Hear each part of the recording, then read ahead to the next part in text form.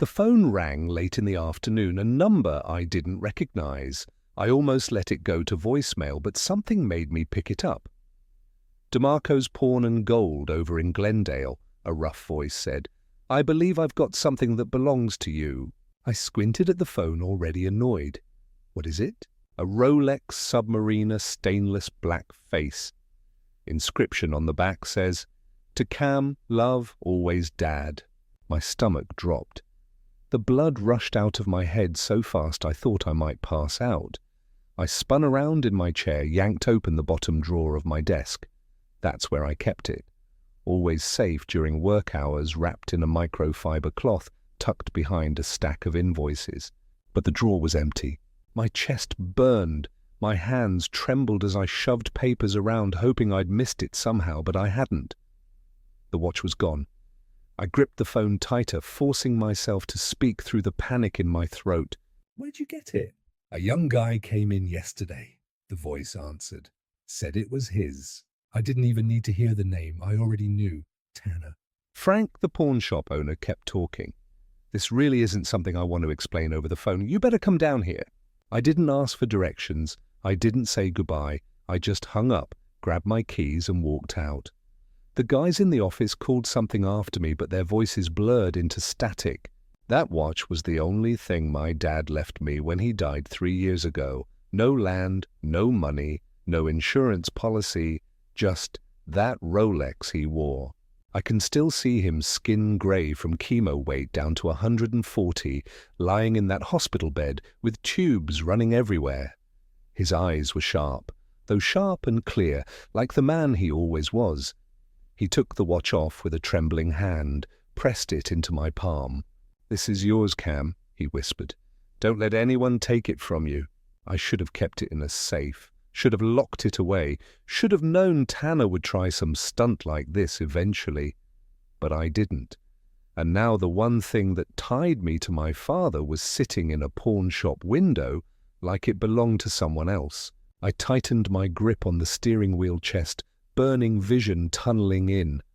That watch wasn't just metal and gears. It was my dad's voice, his hands, his sweat, his time.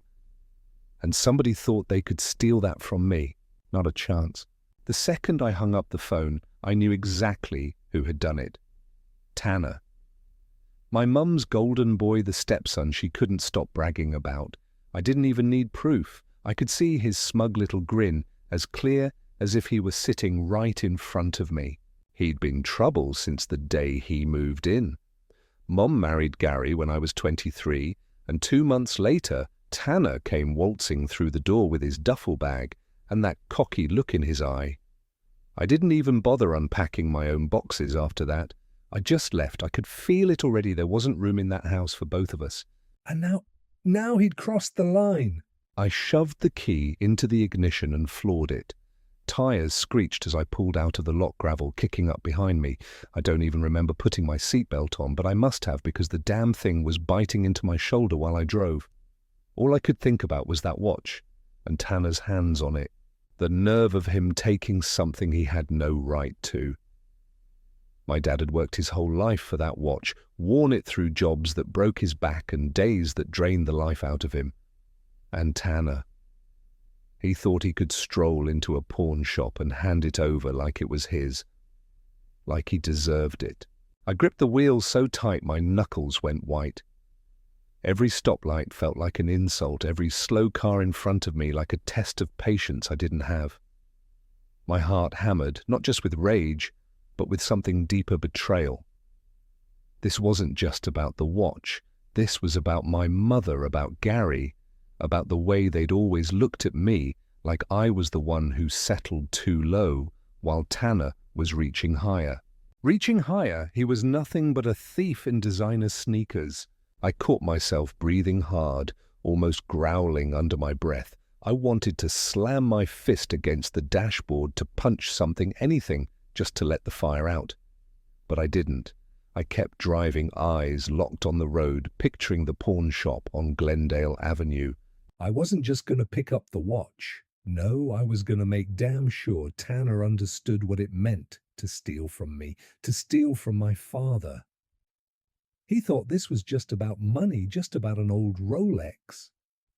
He was about to learn different. The city blurred by lights and signs streaking past. My pulse stayed high, my jaw clenched so tight it hurt. I didn't care. All that mattered was Glendale. All that mattered was getting that watch back and making Tanner regret ever touching it. DeMarco's pawn and gold was wedged between a payday loan shop and a busted vape store, the kind of half-dead strip mall you only stop at if you're desperate. The sign out front flickered, half the letters burned out. Metal bars covered the windows like a prison. I pulled in fast, slammed the truck into park, and didn't even bother closing the door behind me. My boots hit the pavement hard, carrying me inside before I could think twice. The air smelled like dust, old coins, and broken promises. A glass counter stretched the length of the room, piled with scratched-up watches, tangled gold chains, knockoff designer junk. Behind it stood Frank, the kind of guy built like he used to move crates for fun. Thick, neck-tanned skin arms that looked like steel cables under his shirt. "You Cam," his voice was gravel. "Yeah." He gave one nod, eyes never leaving mine. "You look like your old man. Same jaw." My throat tightened. I couldn't find words, so I just stood there.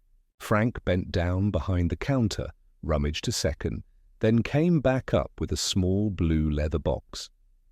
I knew it before he even set it down.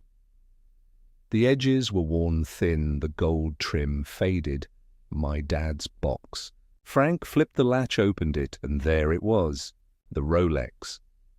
Stainless steel case, black dial bezel, nicked at 2 o'clock, the same mark Dad made years ago remodeling a kitchen in Flagstaff. I could barely breathe. My jaw clenched as I reached out, my fingers hovering over it like I was afraid it might vanish. "Who brought it in?" I asked, my voice low. Frank hesitated, then said, "Kid." Blonde, tall, early 20s. Said his name was Tanner. Claimed it was his dad's left to him. I curled my fists so tight my nails bit into my palms. Frank watched me carefully. "Didn't look like you, and he sure as hell didn't act like someone who knew what he was holding. Couldn't even pronounce submariner." That almost made me laugh, bitter and sharp. But then Frank's tone shifted. "That's not all. Your dad ever mentioned pawning this watch before?" I snapped my head up. "Never." Frank reached under the counter again and pulled out a worn paper folder. He opened it, slid a yellowed slip across the glass. My eyes locked on the name, my dad's name. 16 years ago, he'd pawned the Rolex for a $3,500 loan, paid it off in 29 days. Cash, no excuses, no delays. His tight block handwriting signed at the bottom. I froze. My dad had never said a word about this. Frank leaned on the counter, voice softer now. I remember him, quiet but proud. That watch meant something to him. I couldn't speak. I just stared at the paper, at the proof that Dad once risked losing the one thing he'd guarded so fiercely. Frank didn't press. He just slid the leather box closer to me. "This belongs to you, no question." My hand shook as I picked up the watch. The weight of it hit me like a punch to the chest. I turned it over, ran my thumb across the inscription, "To Cam, love always, Dad."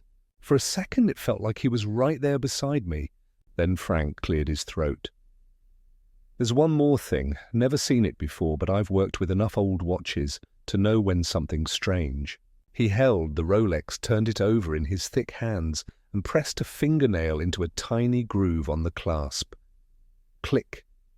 A hidden panel popped open. My eyes widened. Frank grabbed a pair of tweezers and slid out a folded scrap of yellowed paper. He set it on the counter like it was made of glass.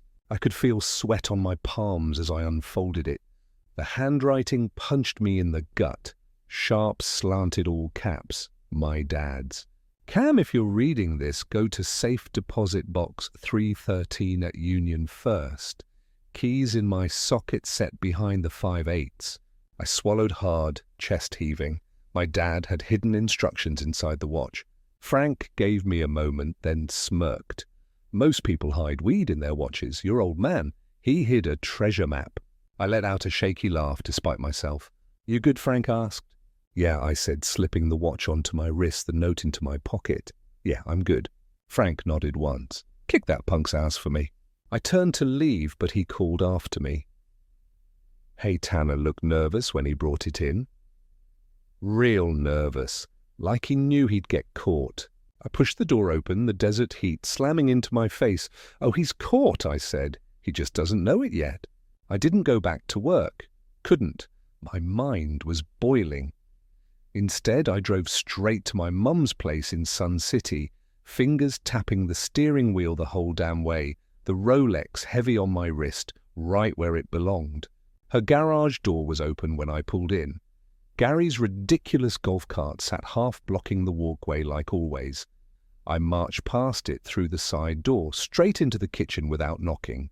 They were sitting there, my mum and Gary, sipping mid-morning coffee like life was perfectly normal. The table was cluttered with bank statements, open envelopes, a legal pad with one word scribbled across the top in thick red pen Tanner. Perfect. I didn't say a word at first. I just stepped up and dropped the Rolex on the table with a solid thunk. Lose something. My mum's eyes locked on the watch like it had grown teeth. Gary leaned back in his chair like I'd just tossed a live grenade between his hands. Where'd you get that? He asked, too fast. It was reported stolen this morning, I said. Voice low, steady. Funny thing, the pawn shop called me. Said a guy named Tanner sold it yesterday.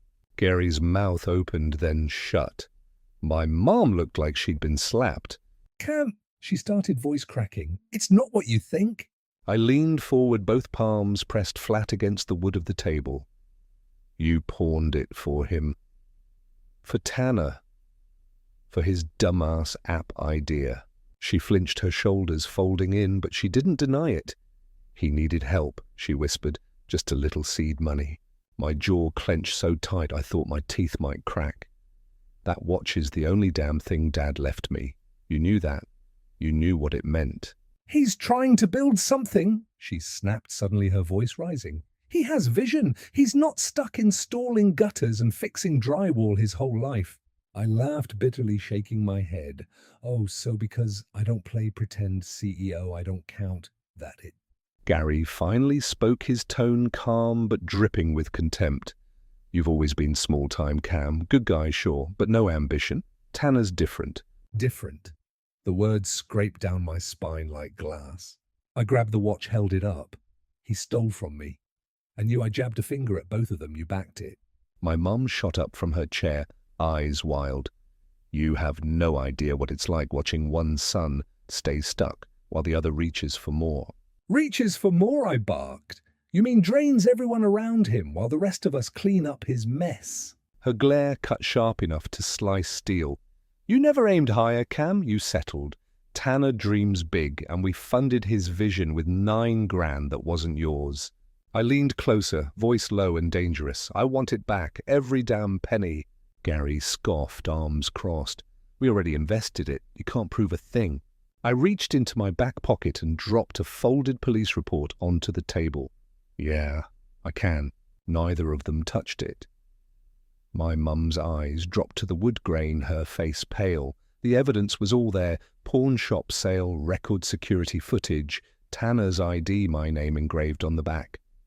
Ironclad. I'm giving you one chance, I said coldly. Wire me the money, I won't press charges. My mum finally looked up, tears brimming. Cam, don't do this. You'll ruin everything. He's so close to launching. I shook my head slowly. He already launched straight into felony theft.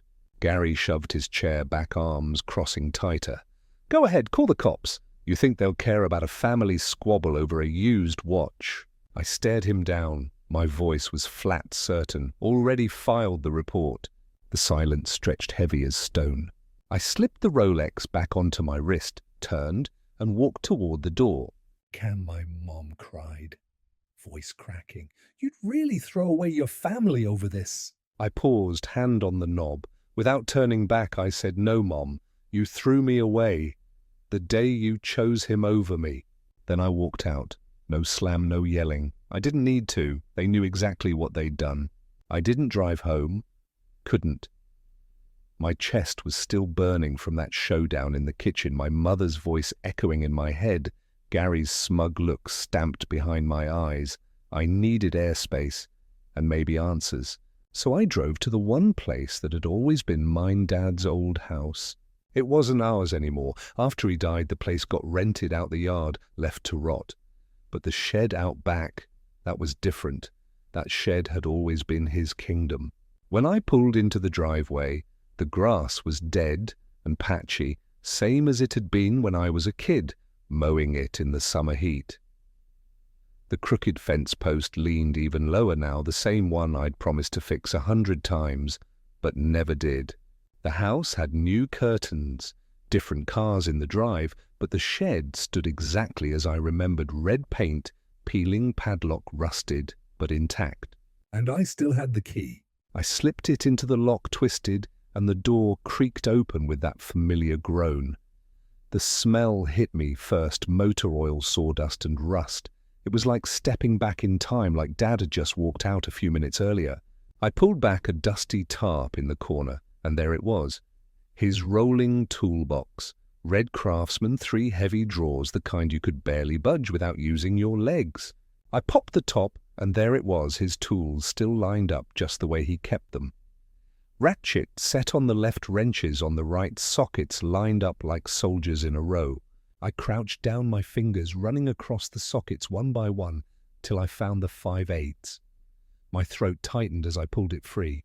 And just like the note said, taped behind it, yellowed from age, was a small brass key wrapped in brittle wax paper. My hands shook as I peeled it open. I remembered that key. Dad used to keep it clipped to his belt loop. I'd fiddle with it when I was little, spinning it around like a toy. He never once told me what it was for. Now I knew. The safe deposit box, Union First Bank, box number 313. I sat back on my heels, holding that key, and for the first time since Frank opened the Rolex box, I felt something stronger than anger. Hope. Dad hadn't just left me a watch. He'd left me a trail, a plan, something bigger than I could have imagined. I closed the toolbox carefully, almost like I didn't want to disturb the order he'd left behind. Locked the shed, pocketed the key, and walked back toward my truck. The sun was sinking low, the air buzzing with cicadas, but I barely noticed. All I could see was that small brass key in my hand. The next stop was Union First. Union First sat tucked behind a row of law offices and a greasy breakfast joint, the kind of old brick building most people forgot existed. Green shutters, faded sign lobby that looked like it hadn't been touched since the 80s, wood paneling, fake plants, stacks of outdated magazines. I walked in clutching the brass key like it might burn a hole through my palm. At the counter, a woman in her 60s looked up. Her silver hair was pulled tight into a bun, glasses perched low on her nose. "Can I help you?" she asked. "Safe deposit box," I said, voice rough. "Number 313, it was under Russ Martin." Her eyes softened instantly. "Russ, your father." I swallowed, nodded once. "I remember him," she said gently. "Always came in early boots, laced like he was heading to work. Polite man, quiet but steady." That hit me hard. I forced a smile, managed to get out. "Yeah, that was him." 10 minutes later, I was standing alone in a small private room. Just me, the narrow metal box, and the sound of my heart thudding in my ears. My hands shook as I slid the key into the lock. It turned with a click, and I pulled the box free, heavier than I expected. I set it on the table, lifted the lid. Inside were 3 things: a thick manila envelope, a dusty black ledger, and a smaller sealed envelope with my name written across the front in bold, Sharpie cam. My throat tightened. I reached for the smaller envelope first. The paper was stiff, like it had been waiting for years. I broke the seal and unfolded the letter. The handwriting slammed into me, my dad's sharp, blocky script, each line neat and deliberate. "Cam, if you're reading this, I guess I'm gone. But if this found its way to you, then you did what I hoped. You kept the watch safe and you stayed true to yourself. Inside this envelope are bearer bonds, over 100,000 in value. No names, no banks, no taxes. You can cash them when you're ready. No one knows they exist but me. And now you. I blinked hard, vision blurring, bearer bonds, real money, enough to change everything. The letter went on. The ledger holds jobs I finished but never got paid for. Some of those bastards walked away while I was in chemo. I didn't have the strength to chase them. And this isn't just about money, son. It's about time. Time to leave if you need to. Time to build something of your own. Time to breathe without someone always taking a piece of you. You don't owe anyone your future, not me, not your mom, not the family. Just do one thing. Make it yours. By the time I finished reading, my hands were shaking so bad I had to set the letter down. I opened the manila envelope. Inside were crisp, clean bonds, stack after stack, the kind of money you don't just stumble across. I touched them like they might vanish if I pressed too hard. Then I reached for the ledger. Black cover-worn edges, pages filled with his neat handwriting. Names, dates, addresses, invoices. Some crossed out paid, others circled, underlined, marked owed, and one name jumped out like a blade across the page. Reynolds and Bloom Construction. Flooring job. $18,500. Unpaid. Highlighted. Twice. Underlined. Circled. In red. I stared at it, my jaw tightening. Dad hadn't just left me money. He'd left me a trail of debts, a paper trail away to fight back. I sat there a long minute, the watch on my wrist, the bonds in front of me, my father's words echoing in my head. I didn't know anyone my future. Not Tanner, not Gary, not even my mother. For the first time in a long time, I knew exactly what I had to do. The next morning, I called a buddy of mine. Mitch asked if he still had the number for that lawyer he once mentioned. Carla Martin. He said she was tough, didn't waste time, and knew how to get results. Exactly the kind of person I needed. Her office wasn't fancy, just a second floor above a car insurance joint. But when she came out to meet me, jeans, blazer hair, tied-up eyes, sharp as a hawk, I knew right away she meant business. "You're the guy with the contractor's ledger?" she asked before I'd even sat down. "Yeah," I said, handing it over. She flipped through page after page, her brow furrowing, then lifting into the kind of smile lawyers get when they smell blood in the water. "Tell me you've got photos of all this." "I do," I said. "Good.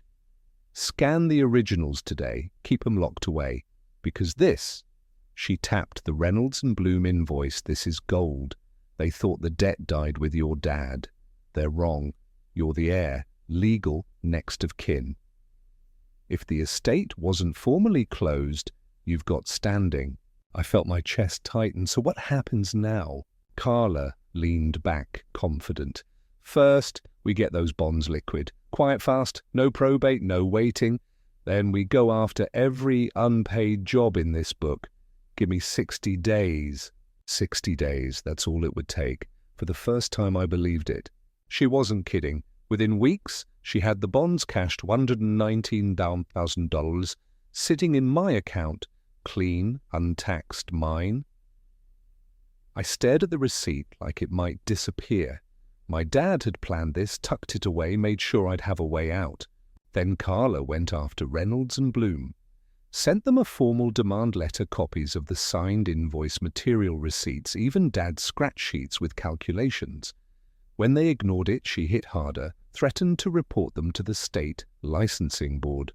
Labor authorities even CC'd their biggest client with the evidence. 4 days later, Reynolds and Bloom folded.